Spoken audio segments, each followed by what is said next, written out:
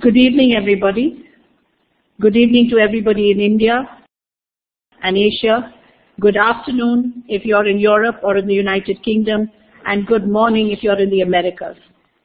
It is my pleasure to deliver this keynote today, and I'm hoping that all participants will look for the star icon on the left of the whiteboard and add it to the map to indicate where you are. Can I give everybody a minute to do that? And perhaps if you give me a handshake too, then I know that I'm live and you can hear me. So I'd like all the participants to give me a handshake, and also perhaps, thank you Kalina, I can see you, and Arzu, Veronica, Beth, hello there, I can see you, Rennie, Manjari. So thank you, Norman. So maybe now we can add a star so that I know that you're there. Thank you very much for your hand waves. It gives me a sense of confidence to know that you can all hear me. So for those of you who have just joined, a hand wave would help.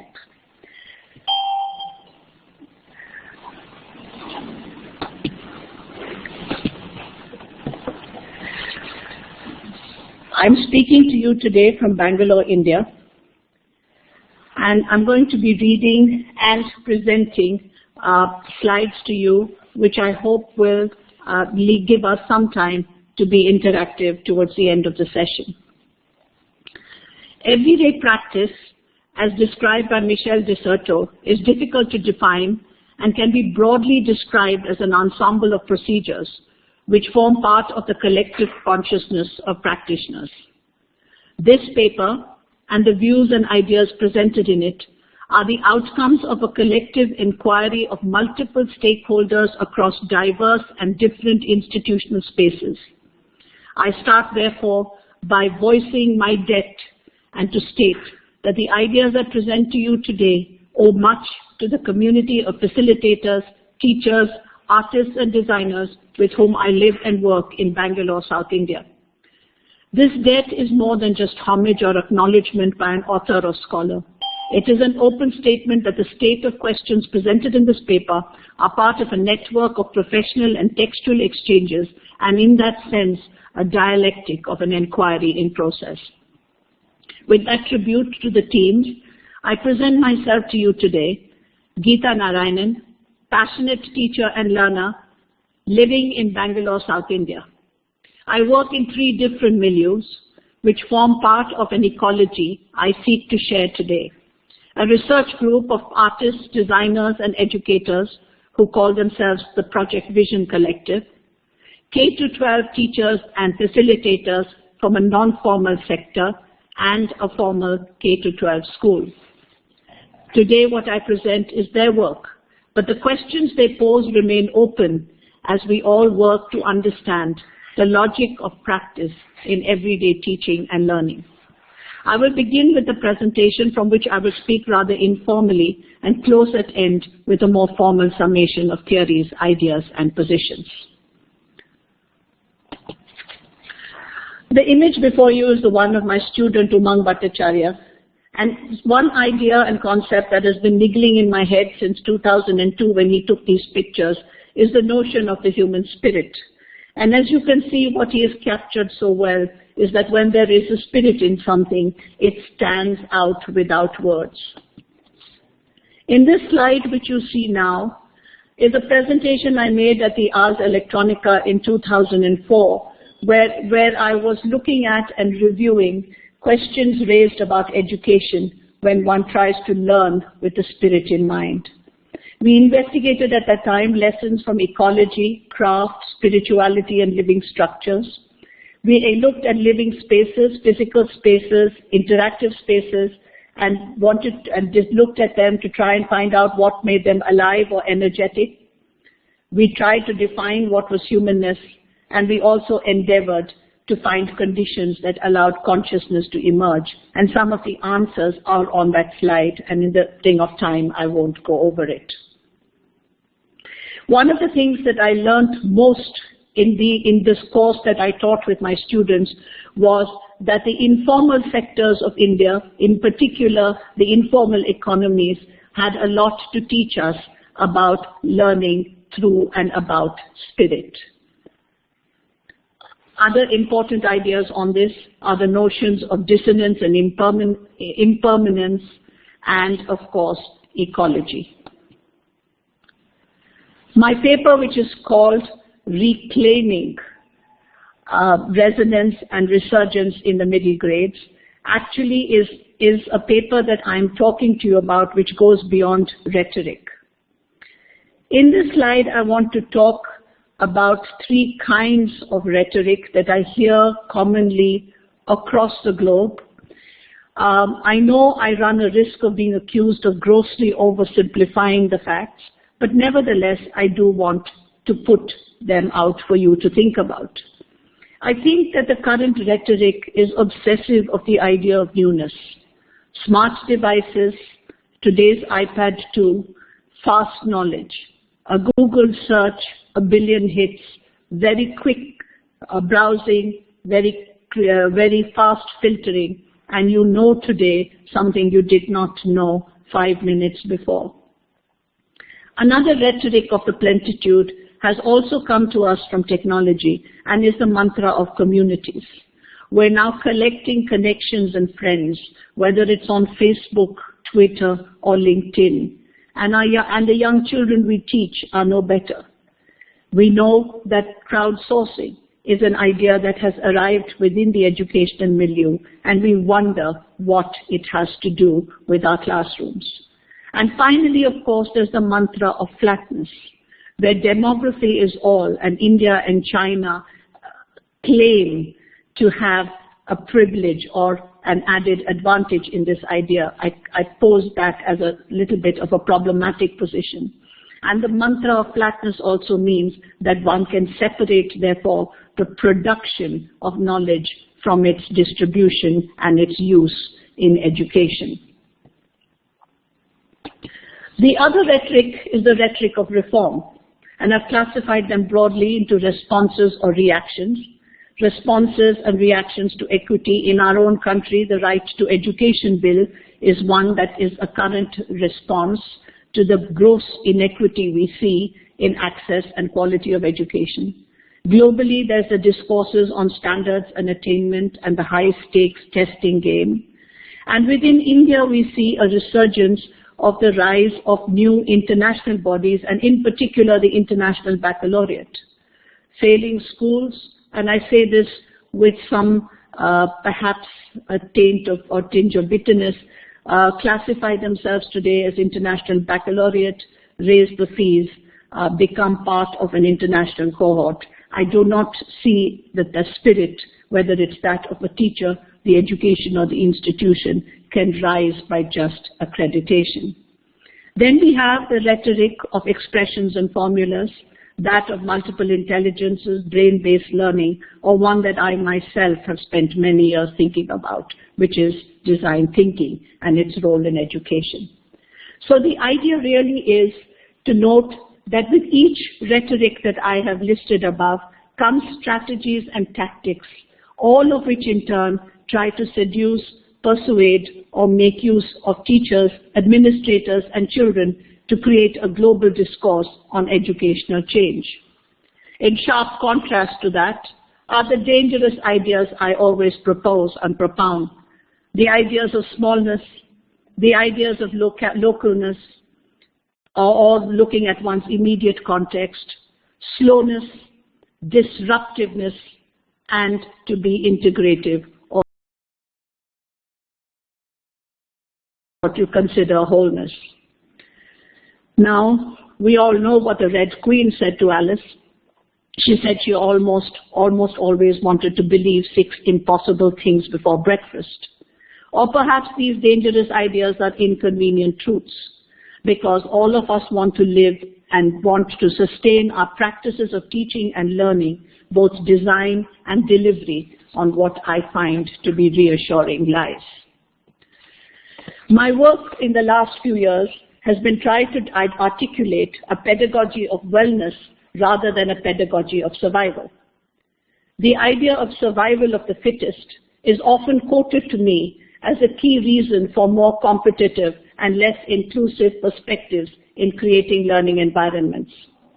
but survival by itself has little value without adding to it the notion of life. I take, for example, a rock. A rock has survived and endured over time, but it is not alive. The passage of time does not change the structure of a rock. It survives. But living systems change and adapt and evolve only because they have life. Therefore, building a curriculum for wellness and not for survival needs an appreciation of wholeness, of being integrative, of slowness, of localness and smallness. And some of the questions I have asked myself is how can these dangerous ideas help define patterns of practice in an enduring, continuous and substantive way? Another question I have asked myself is how can educators and curriculum developers extend the quality of life of their student community? Pictured here on the next two slides are examples where this has happened. These are pictures taken from a few years ago, I think it's 2006, when children from informal slum communities in Bangalore participated in the Scenes and Sounds of My City by UNESCO and won the Digital Creators Award. So it is possible to do it. In a second example, I show you a more contemporary one earlier this year within the K-12 school that my research group works in. Here are kids working in a multilingual format, French, German, Hindi, and Kannada, learning maths, going around and identifying shapes and creating a multilingual walk display. All of which are examples where experiences and slowness increase the complexity of learning, which is multilingual as well as teaching maths. So you're not actually strictly doing only a language, you're adding value with many other contexts as well. So here is the model that I've been working on, and I present it to you in a set of 5 quick slides. I have been working for the last 15 years redefining this evolutionary dialectic model of education. To me, educational change is not one where infinitesimal increments are uniformly placed over time. It is about that there are bursts where nothing happens, and then it's punctuated by creativity. Then there's a long burst where nothing happens. I prefer not to go up incrementally one step at a time with singular directions, but to develop and design plural branchings. Another aspect of our work in developing models has been that conventional models look at education as a way to participate in democratic society. What we have done in my research group is taken and unpacked democracy with its generative principles and fed it back into the classroom.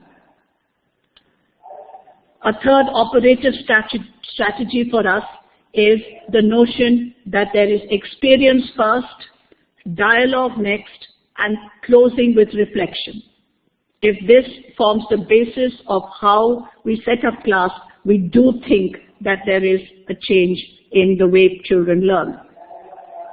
And lastly, it is the dialectic that we have to do as curriculum designers between the universal and the particular, the social and the economic, and between turbulence and, of course, status. The big ideas for us in curriculum design have been to engage creatively with complexity and to take a decentralized bazaar approach rather than a uniform cookie cutter one to the development of our model. So our hypothesis for the reshaping of schools has been disaggregation, learning centers within communities, interdependence, putting people and the planet first, and working from the real and the direct, putting the text last and experience first. In the context of this, I'm going to be sharing with you 2 examples in the next slides. One are learning centers within urban poor communities, and one is where we created a middle school which will be a center within the community. I'm now going to the next slide. The primary purpose of this paper that I'm presenting today is is the development of curriculum for wellness rather than survival. And in that, one of the factors that we consider is how do we expand the inner self. The two boxes in green are the big ideas of resurgence and resonance.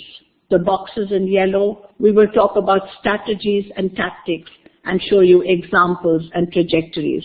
And we'll close with the red box, which is the dilemmas that we have. In terms of resurgence, one of the qualities that brings the spirit back into education, be it for a teacher or for a student, is to encourage stillness. Stillness is the absence of noise. It's the absence of agitation. It's the absence of conflict, so that you are truly harmonious and at peace. It generates mindfulness. I show you two examples here.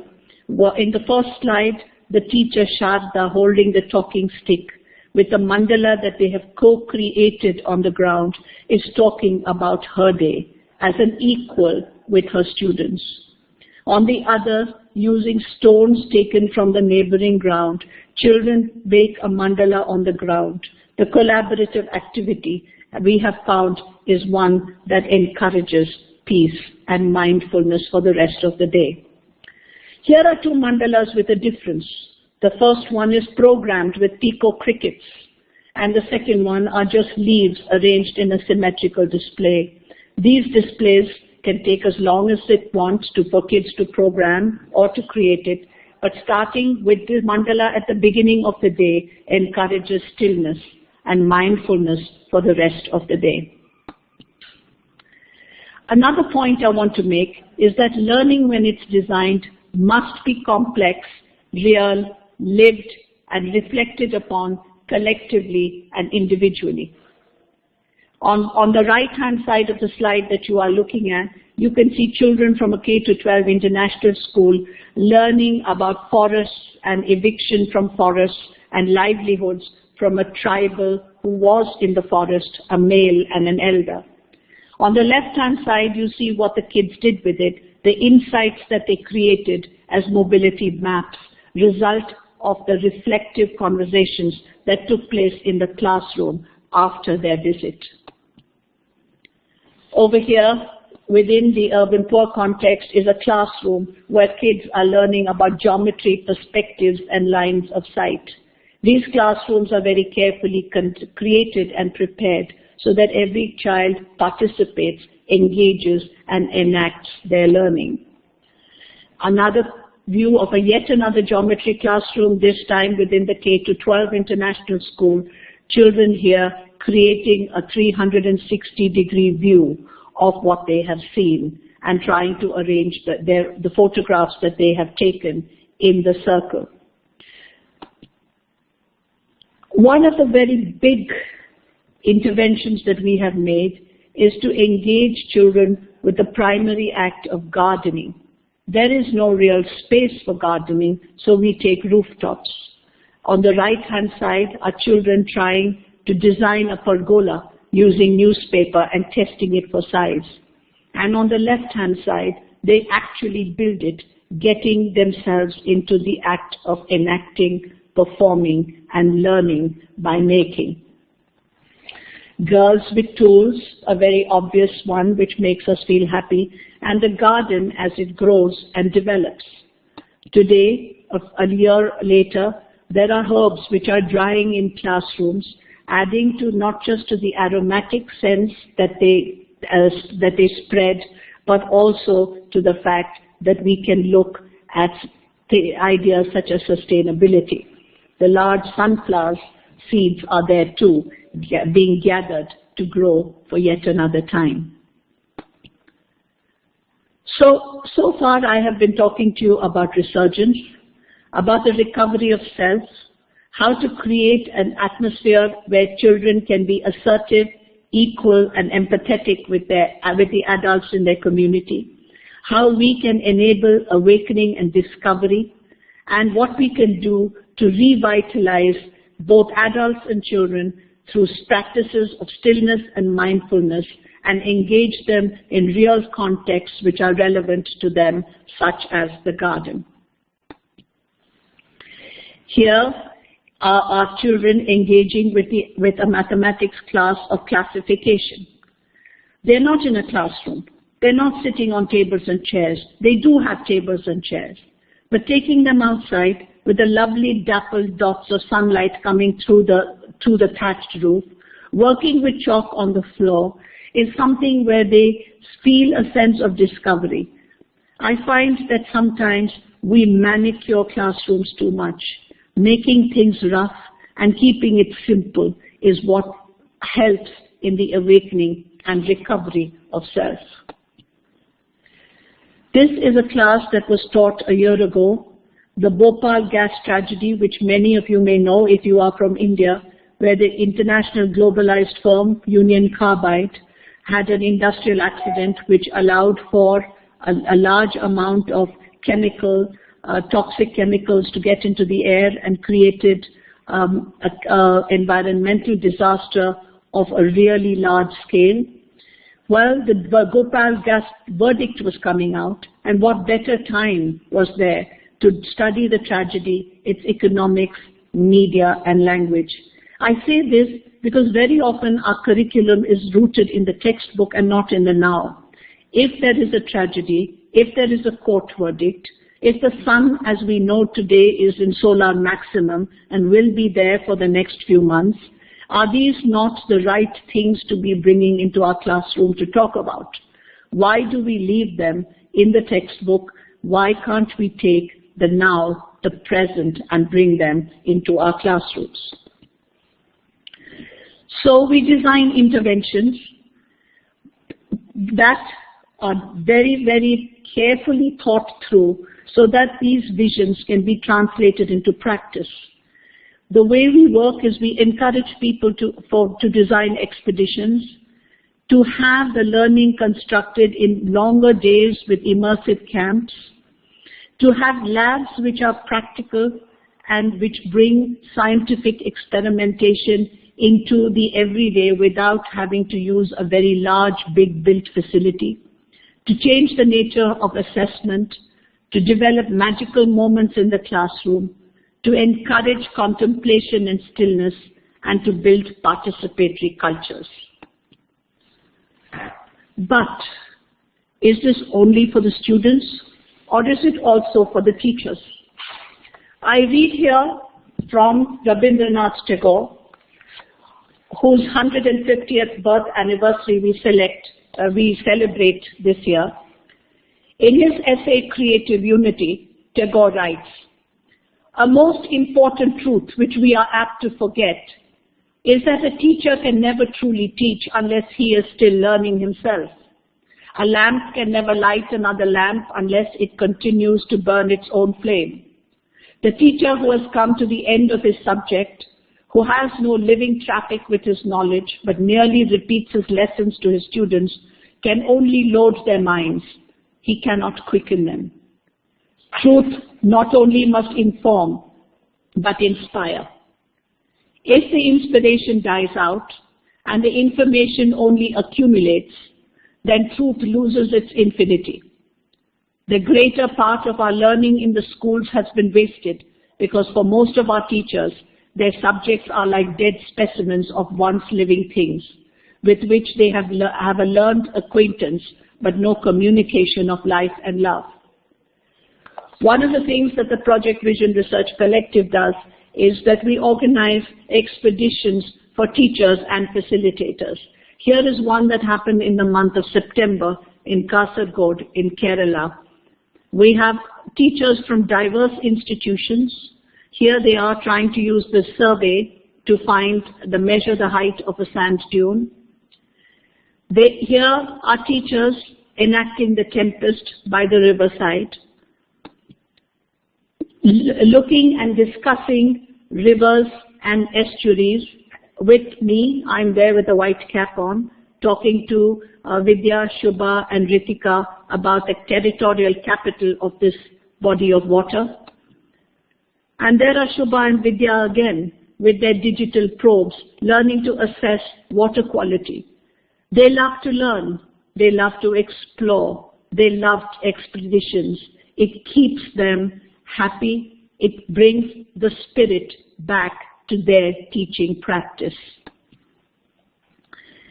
Another thing that kind of removes the spirit from our classrooms is assessment.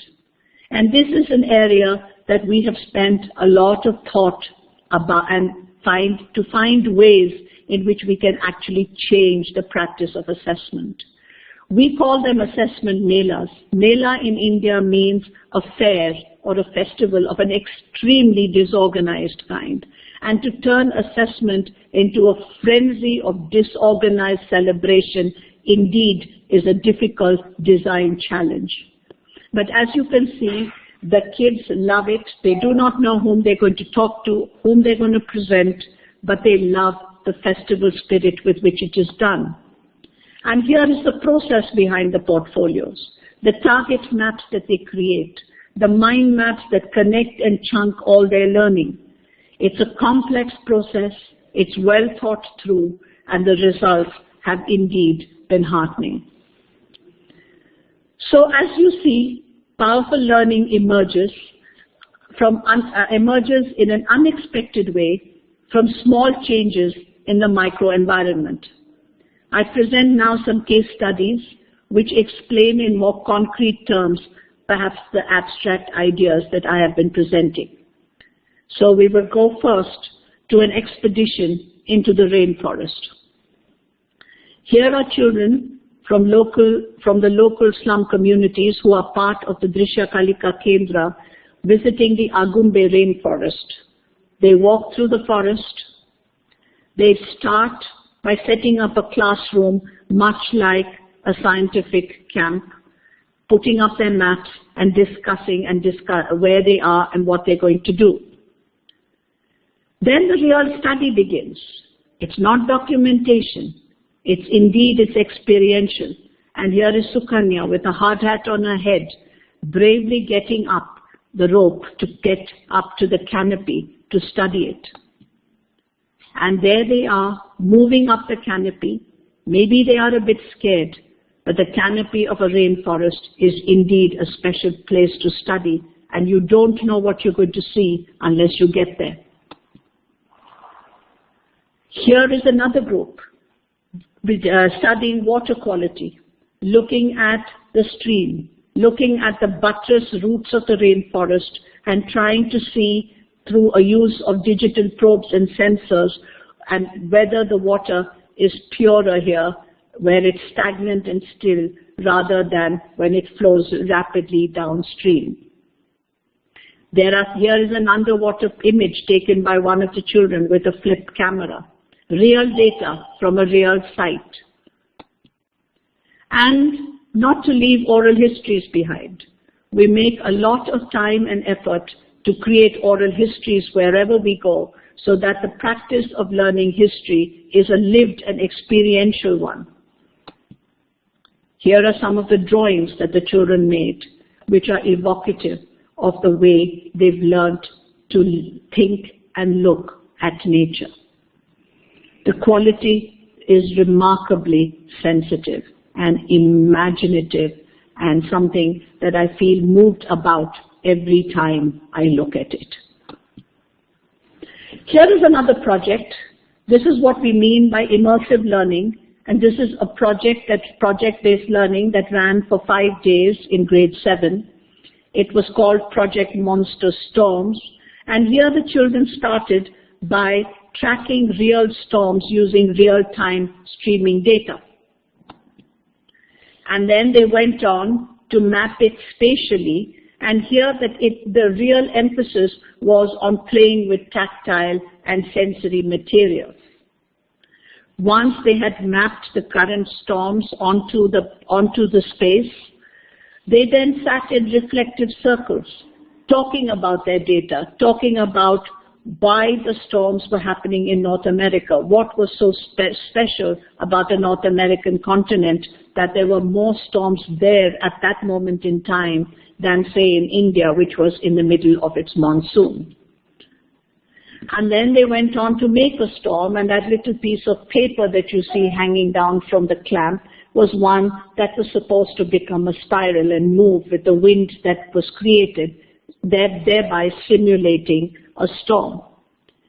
We find that when we can encourage teachers and students to give longer periods of time, such as 5 days, to working on project-based learning in a completely integrated and holistic manner, the learning that we get is so powerful and so long-term.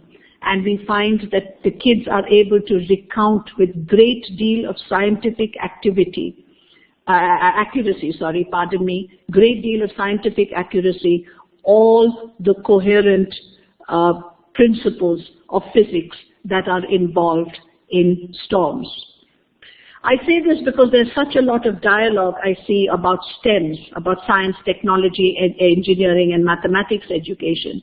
But I do not see much of it complemented by real practice within 7th and 8th grade classrooms, which I think is a pity, because I think that when we can design these experiential learning that happens in this kind of holistic, integrated and local way, using real-time data that is coming across the internet, it makes it both slow, it makes it light, it makes it exact. I seem to have lost my slide, so now give me a moment while I catch up with where I was.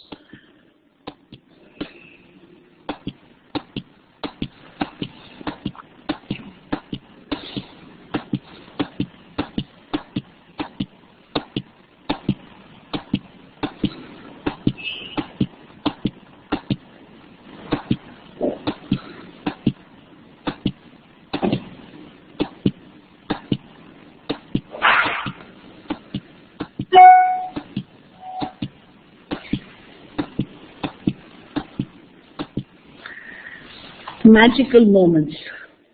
Here is storytelling perhaps at its best. In a darkened room with the moon on the ground, projected by a digital projector from the roof, a young girl sits there to share her stories about the moon.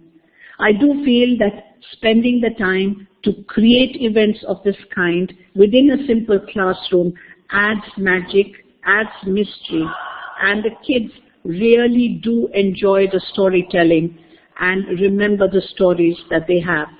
The pictures that I don't have on this presentation because I had to delete them because of the limit on the number of slides, shows that the kids followed up this with making their own telescopes out of recycled bits of plastic pipe, it was a full moon night, went on to the terrace of the school and used their telescopes to actually look at the moon.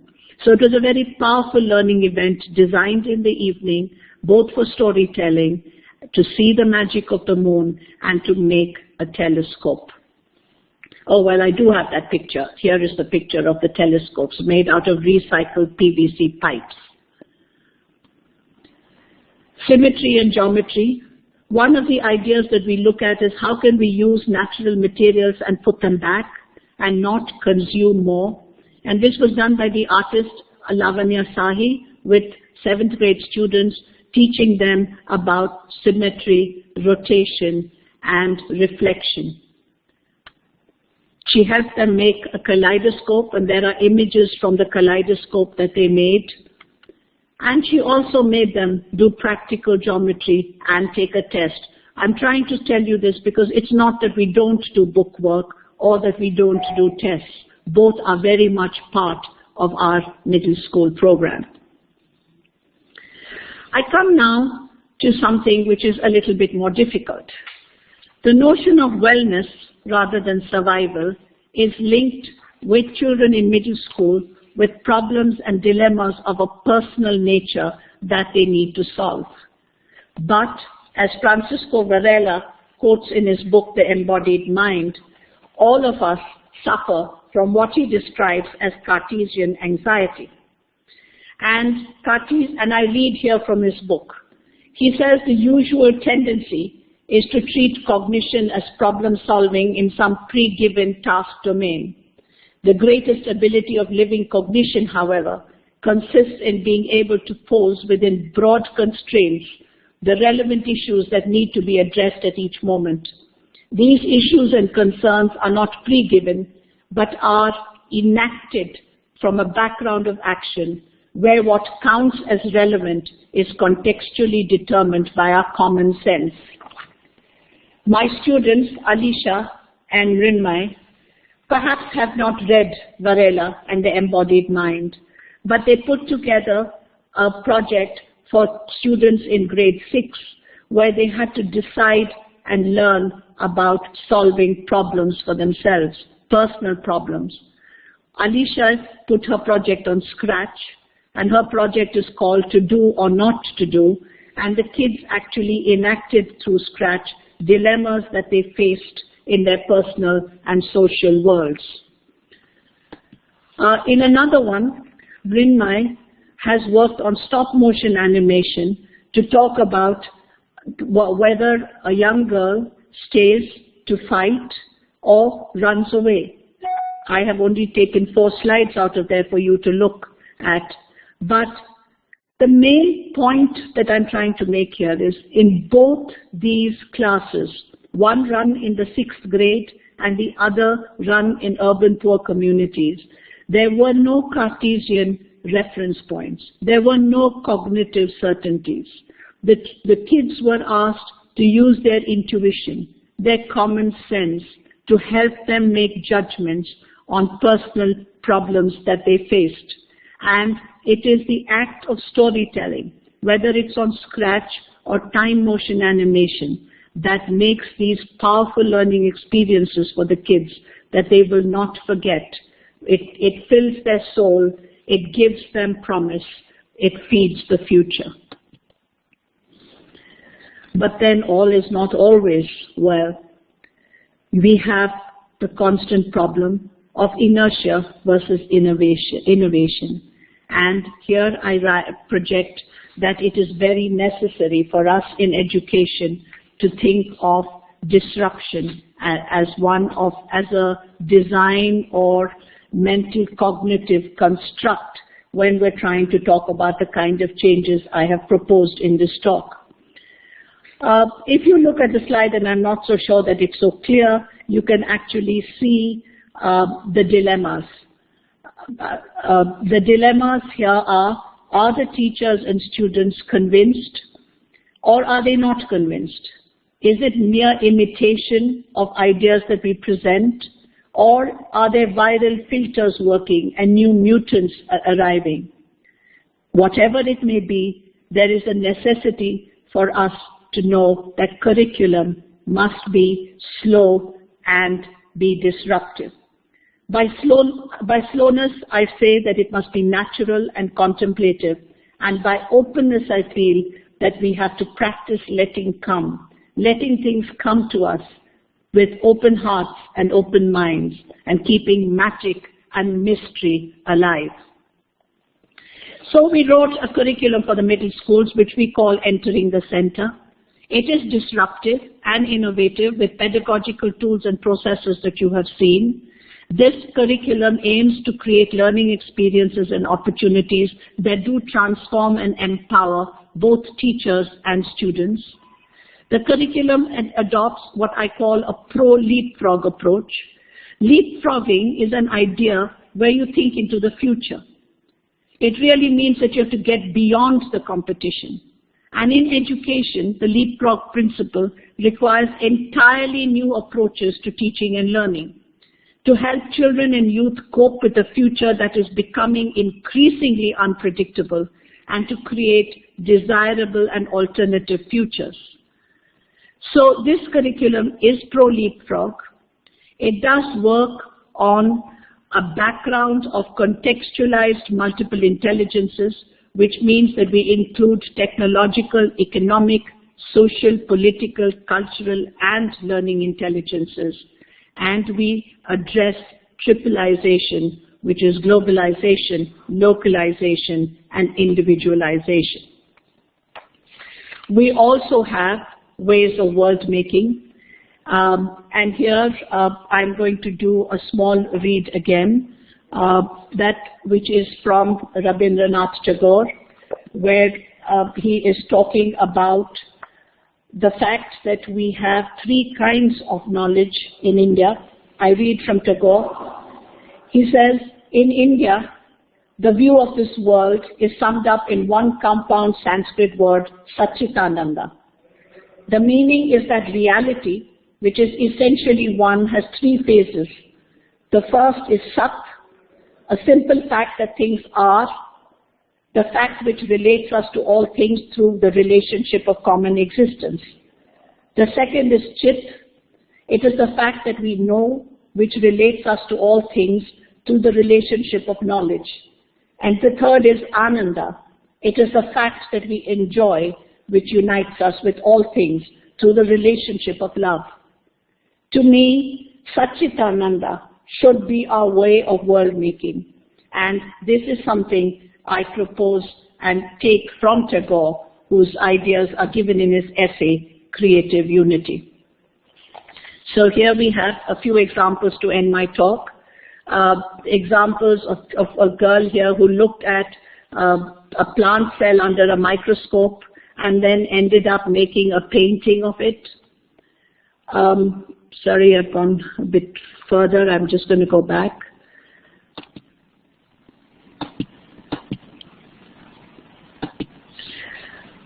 We also, in this picture of creative unity, we know that interdependence is a very big value. Not only the garden, but on the left-hand side, you see children painting a mural of the story of parachuting cats into Borneo. Well, we can't live today without participative cultures, and some of the things we have done is to design our own hub, if you like, for a class. This is the grade 6 hub, which we call Bombat Dhamaka, multilingual. Bombat in Kannada, the local language here, means super. Dhamaka in Hindi, our national language, means explosion. So this is a super explosion of standard 6 work. This is the one for grade 7. And as you can see, here the kids are working on rocks, tell the story of a place. They have been to Chikbalapur. They have collected geological processes. They've studied geological processes. They've brought back rocks, and then they're writing the story of their rocks online.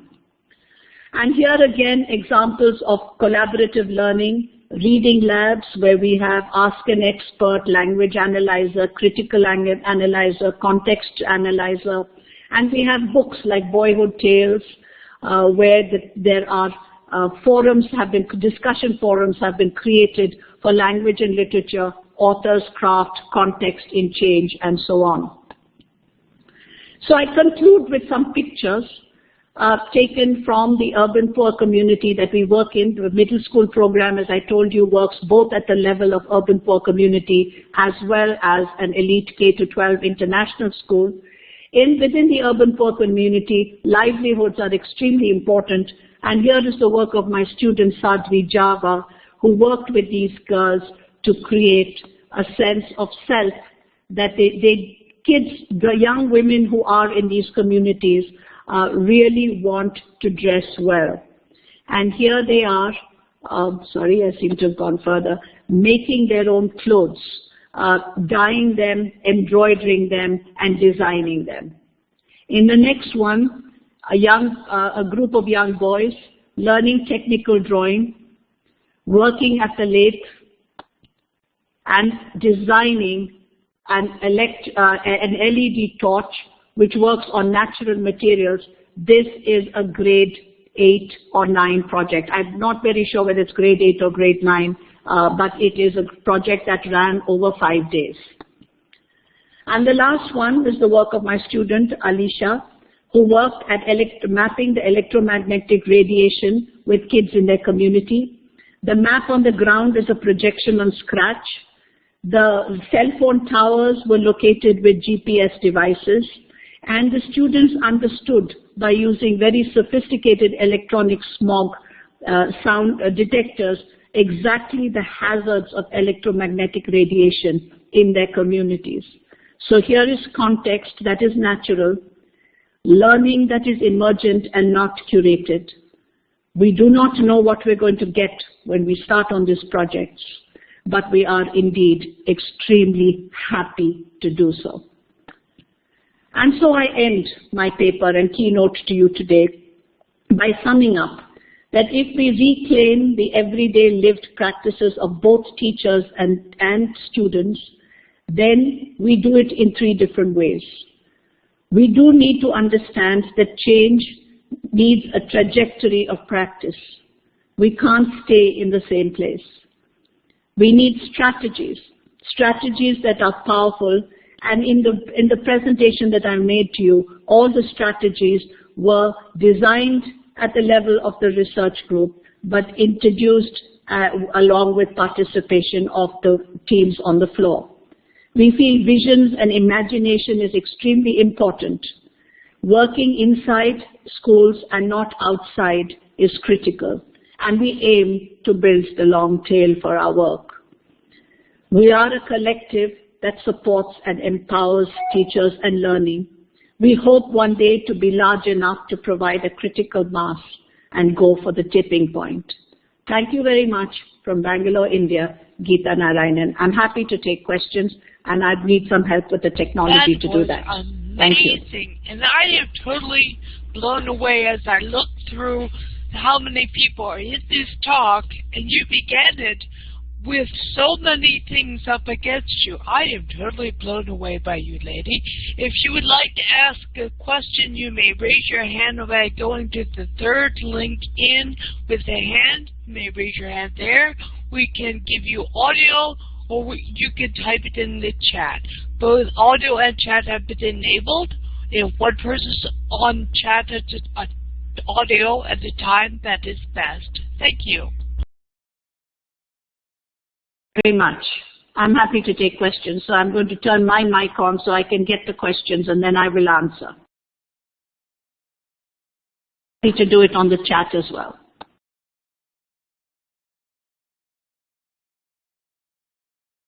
I don't know why it says 2, but I'll put my hand down now. My question was, what ages are in your school? The project that I'm talking about are from 11 years of age to 14 to 16 years of age. Within the urban poor community, they go to 16. Within the K-12 school, because it's a middle school, we're working specifically with grade 6, 7, and 8. Wow. Okay. Okay, I'm going to try it. The first person with their hand up starts with an H. Please go on mic and talk. You click the talk button once you talk. You click it once you turn it off. Over to you.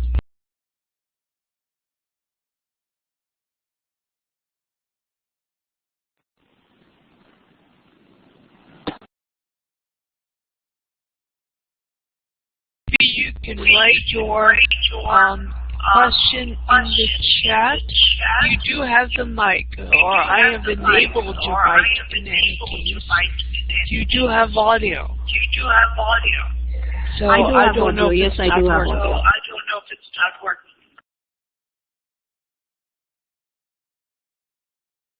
Okay, next question. Hear me? Yes, question. Hi, Geetha. Do you hear me? Hello? Yes, I can hear you. Okay. First of all, I thank you very much for your speech. As I have right now in front of me your slide talking about reclaiming the everyday lived practices of teaching and learning, I see through what you proposed a lot of autonomy. Do you agree with me? Autonomy from the students as well as from the teachers. But I would like to hear about your teachers' autonomous in working in this line of vision from yours. Thank you. I think the teachers feel very autonomous. They do not feel that they are cogs in a wheel. They can do things that they feel they are interested in. and particularly the facilitators and teachers who are working at the Drishya Kalika Kendra feel hugely empowered by this.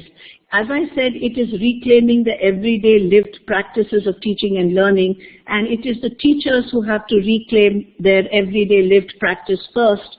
And as Tagore said, if they remain vibrant and alive and changed and evolving all the time, their energy then moves down to the classroom and to the teachers. Just a last comment. So you see the teachers autonomous as in their energy. Is that as I understood well? I've just put on Alicia's classes that she ran. The image now is about the electromagnetic radiation. And I think that Alicia, who is online right now, perhaps can comment about whether she felt empowered or not by this process. Because I do think that the teachers who work alongside with us find that the support that the collective provides them is empowering, but I think that they're going to have to actually tell you that themselves. I hope that it is.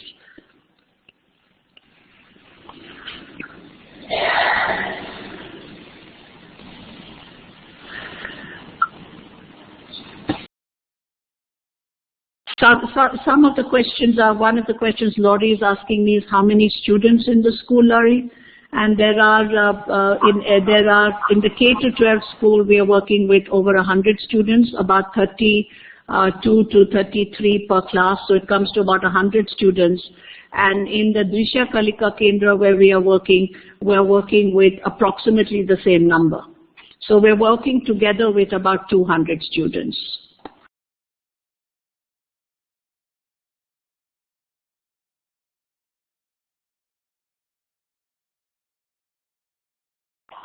Yes, Laurie?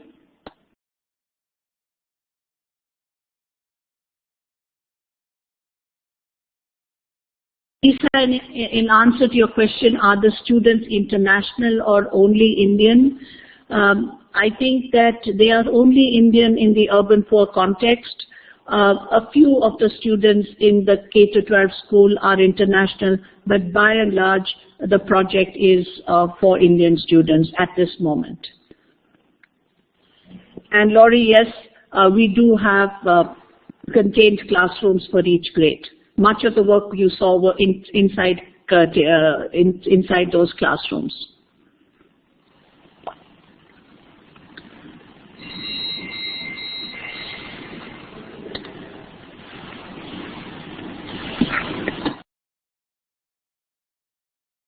Alicia, you do have your mic enabled. Push Talk wants to talk.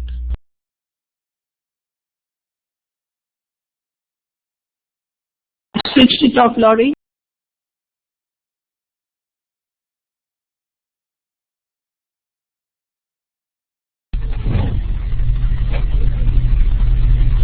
Can you hear me?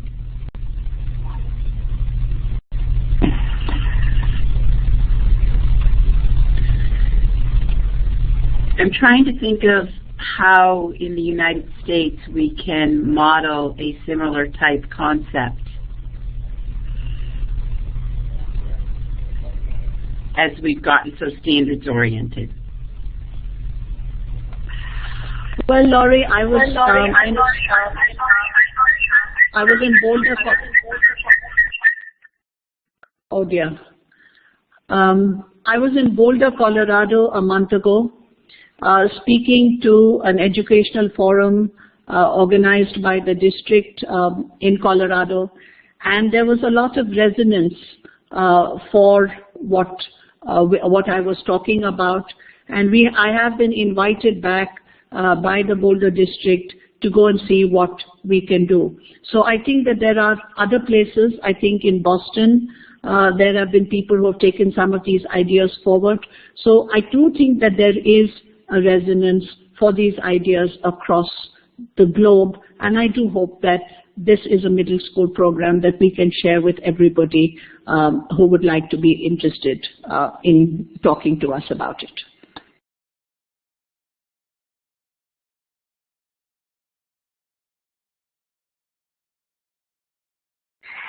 Are there any more questions, or can we say that the session is at an end?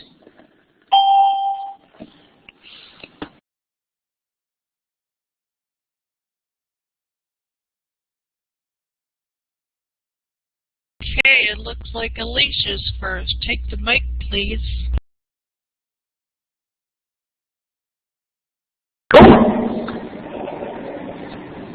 Hello, can you hear me? Yes. Yeah. All right. I didn't notice the talk button before, but I do want to respond to the question that do we feel empowered? It's been 3 years I'm working here, and while doing the project that you can see the picture here, community mapping of electromagnetic radiation, I'm not a physics person. I didn't study physics, MS or anything, but while I did this project, I discovered it. Every day I feel like a student myself, and while this journey was happening, I discovered a total new thing, like what it means to be a curious learner, before what it means to be a teacher. And this thing, I'm holding on to it since then when I had my first interview with Mrs. Narayanan, that I am a curious learner. Every time I feel, okay, I'm also a student, and every time I do something, or when the kids discover the joy, I feel the same. And while we are doing this project, we also find, okay, this is the project, so what we can plan. And also on our way, we figure out the things that we need through the support in Project Vision. So I want to say that we are very much empowered, and also I do feel the ownership of every project. And similarly, I feel that the kids also have the ownership to that project. This is the project that the Drisha community students did in their community, going to everyone's houses and discovering the towers and holding the thing. And they said they'd have different roles. Some of them were scientists where they opened the mobile phones and checked what is inside. Some of them went with the GPS like geographers in their community. Some of them went home to him asking questions to the people like a journalist. So I do feel that everyone have put on different roles and we keep changing it.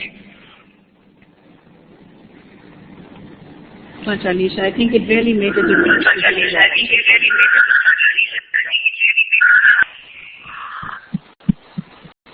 Sorry, we seem to get two mics on. I can see Robin McClellan, does he want to talk? And a couple of others, Hangman Lee.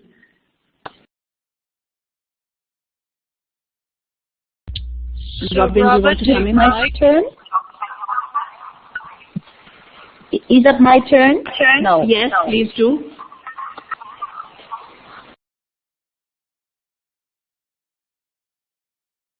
Robin, you have the mic.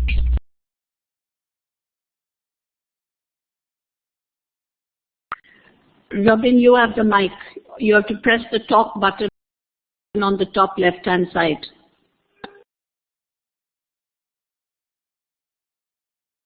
Okay, well then, I need to say two things. We can continue asking questions here, but we should give an opportunity for people to bow out without feeling bad about it, because the next session did begin 2 minutes ago.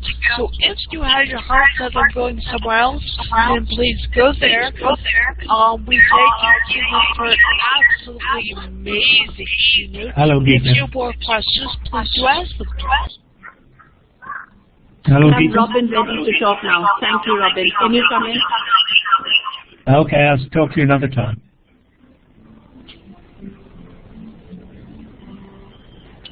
Robin, you're live. You can go on. I don't know whether you can hear me or not, Geetha. Can, and I think everybody else in this conference can hear you too. Okay, I'm speaking to you from Düsseldorf. I'm here with my grandchildren and my daughter, so there's a lot of background noise. Anyway, I'm pleased to be able to join in. I wanted to find out whether you've plans to actually write up this material now and make it much more available to a wider audience. I think that is one of the things that this keynote has forced us to do, and I think we will write it up. Have you got a time scale? You're pushing me, aren't you? Yeah, I am. I've known you too long. Thanks. I will try and write it up.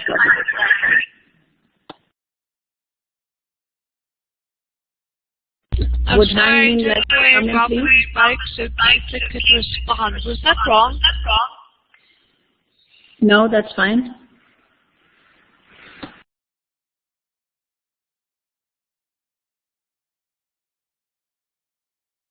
Well, I think Min had her hand up. Did you want to say something?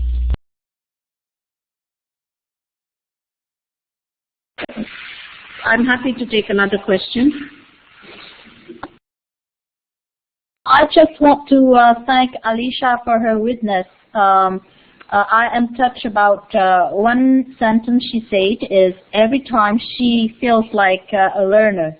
So it's just a remark I'm giving in. Thank you. Thank you for the speech, Geetha. Then I will say thank you to everybody now. Thank you for inviting me, Lisa and Lucy, to address this keynote. My email for anybody who wants to get in touch with us is g_Narayanan. I'll write it up at shrishti.ac.in, and my group would be happy to write and connect with anybody who's interested in this program. So that's the email ID that I can be contacted with. Thank you very much, and good night.